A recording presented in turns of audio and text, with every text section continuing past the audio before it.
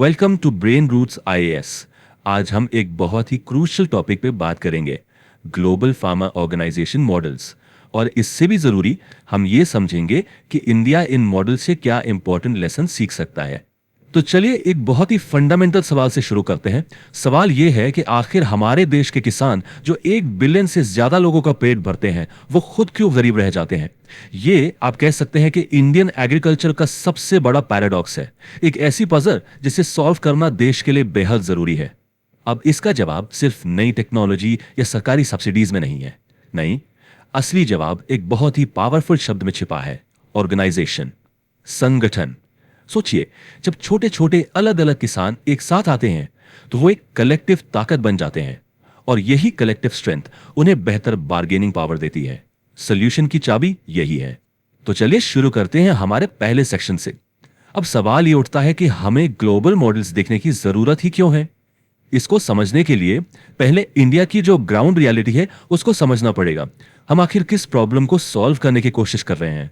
देखिए, इंडिया का जो एफपीओ मॉडल है वो अभी भी एक इवॉल्विंग स्टेज में, मतलब अभी बन रहा है, डेवलप हो रहा है। इसका पूरा फोकस छोटे और सीमांत किसानों पर है, और इंक्लूसिवनेस इसका एक कोर प्रिंसिपल है। लेकिन इसके सामने चैलेंजेस भी बहुत बड़े हैं। सबसे पहला है कैपेसिटी बिल्डिंग का चैलेंज, मतलब एफपीओस को अच्छे से मैनेज करने के लिए जरूरी स्किल्स और ट्रेनिंग की कमी है। दूसरा बड़ा चैलेंज है एक्सेस टू कैपिटल, बिजनेस बढ़ाने के लिए पैसा यानी क्रेडिट आसानी से नहीं मिलता। और तीसरा है मार्केट इंटीग्रेशन। इसका मतलब एफपीओस की बड़े मार्केट्स तक सीधी पहुंच नहीं है, जिसकी वजह से उन्हें बिचौलियों यानी मिडिलमैन पर डिपेंड रहना पड़ता है। तो अब इन्हीं चैलेंजेस का सोल्यूशन ढूंढने के लिए चलिए एक वर्ल्ड टूर पर चलते हैं और दुनिया की कुछ सबसे सक्सेसफुल एग्रीकल्चरल मॉडल्स को देखते हैं। लेट्स सी कि दूसरे देशों ने इस प्रॉब्लम को कैसे सॉल्व किया है। हमारा पहला स्टॉप यूएसए। यहां के मॉडल को कॉर्पोरेट एंटरप्राइज मॉडल कहते हैं। अब इसका क्या मतलब हुआ? इसका सीधा सा मतलब है कि वहां एग्रीकल्चर को सिर्फ खेती की तरह नहीं, बल्कि एक बड़े बिजनेस की तरह ट्रीट किया जाता है। 3 चीजों पर खास फोकस रहता है: प्रोफेशनलिज्म, ऑपरेशंस का बड़ा स्केल और मार्केट ओरिएंटेशन। यूएस मॉडल के बारे में सबसे इंटरेस्टिंग बात यह है कि यह लार्ज स्केल ऑपरेशंस पर टिका हुआ है। वहां के कोऑपरेटिव्स यानी सहकारी संगठन होते तो किसानों के ही हैं, दे आर फार्मर ओन्ड, लेकिन उन्हें मैनेज करते हैं प्रोफेशनल्स, बिल्कुल एक बड़ी कंपनी की तरह। उनकी ग्लोबल मार्केट्स तक सीधी पहुंच होती है, और उन्हें टेक्नोलॉजी में इन्वेस्ट करने के लिए आसानी से कैपिटल मिल जाता है। और हाँ, वो सिर्फ फसल उगाने पर ही फोकस नहीं करते, बल्कि पूरी वैल्यू चेन को कंट्रोल करते हैं। अब ये वैल्यू चेन क्या है? इसमें सब कुछ आ जाता है, स्टोरेज से लेकर प्रोसेसिंग और आखिर में फाइनल प्रोडक्ट की मार्केटिंग तक। चलिए अब अमेरिका से यूरोप चलते हैं।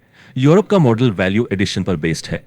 इसको टेक्निकली वैल्यू चेन इंटीग्रेशन कहते हैं। मतलब वहां के फार्मा ऑर्गेनाइजेशन सिर्फ रॉ मटेरियल यानी कच्चा माल पैदा नहीं करते, बल्कि प्रोडक्शन से लेकर प्रोसेसिंग और ब्रांडिंग तक वैल्यू चेन के कई स्टेजेस को कंट्रोल करते हैं। इससे होता क्या है?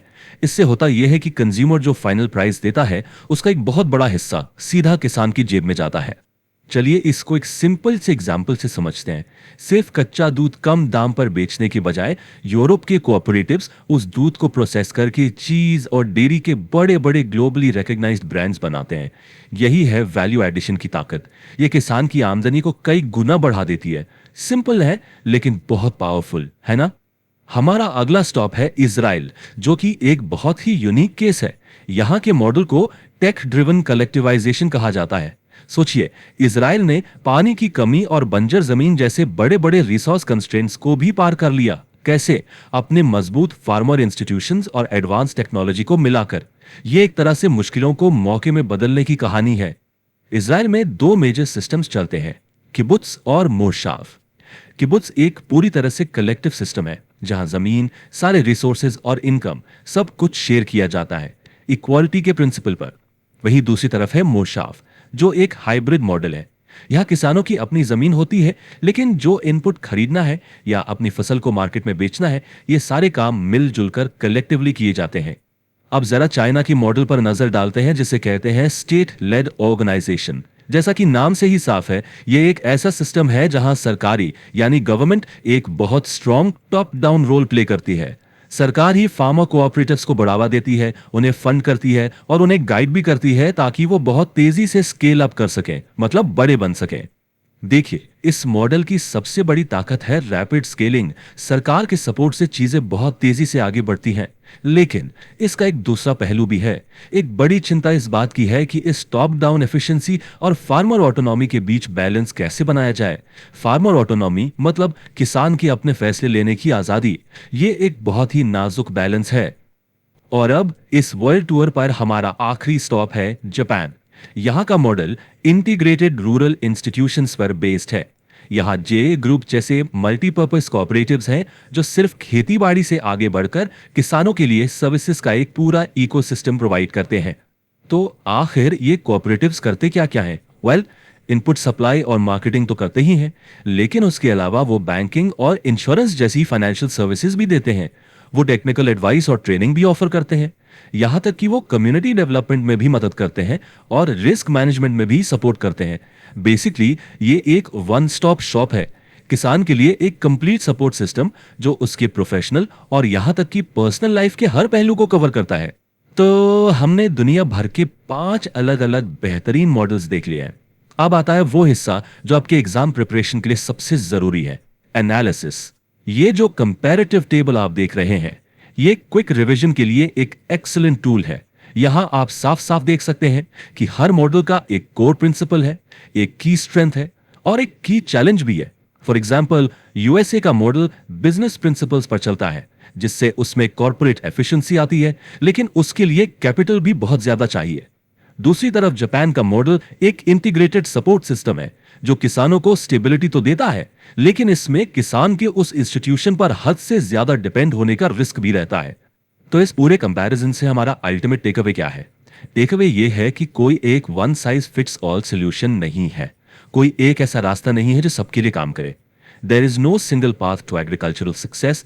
Each system reflects its unique socio economic context. और इसका मतलब साफ है, इंडिया को भी अपना यूनिक, अपना खास रास्ता खुद बनाना होगा। अब हम आते हैं सबसे जरूरी सवाल पर। इन सभी ग्लोबल मॉडल्स से इंडिया के एफपीओस के लिए की लेसन्स क्या है? हम अपने किसानों के लिए एक मजबूत इकोसिस्टम बनाने के लिए क्या सीख सकते हैं? यहां 5 की लेसन्स निकल कर आते हैं। नंबर 1, यूएसए से सीखते हुए हमें बेहतर एफिशिएंसी के लिए प्रोफेशनल मैनेजमेंट लाना होगा। नंबर 2, यूरोप से हमें यह सीखना होगा कि सिर्फ फसल इकट्ठा करने यानी एग्रीगेशन से आगे बढ़कर वैल्यू एडिशन पर फोकस करें ताकि किसान की आमदनी बढ़े। नंबर 3, इजराइल से सीख है कि प्रोडक्टिविटी बढ़ाने के लिए टेक्नोलॉजी को इंटीग्रेट करना ही होगा। नंबर 4, चाइना के एक्सपीरियंस से हमें स्केल हासिल करने के लिए सरकारी पॉलिसी सपोर्ट की जरूरत है। और आखिर में नंबर 5, जापान से सीखते हुए हमें अपने किसानों को एक होलिस्टिक सपोर्ट सिस्टम देने के लिए इंटीग्रेटेड सर्विसेज प्रोवाइड करनी होंगी। तो इन सभी लेसन्स को ध्यान में रखते हुए आइए आगे के रास्ते की बात करते हैं।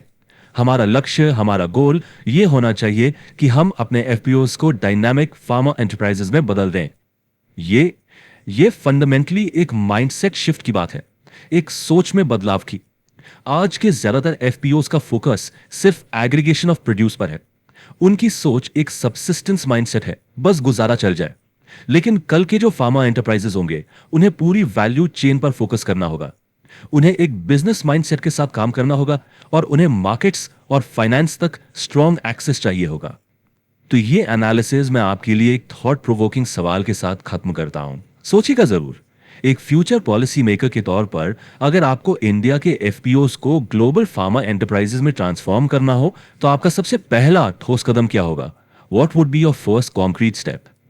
If you found this lecture helpful, like, share and subscribe to the channel. Thank you.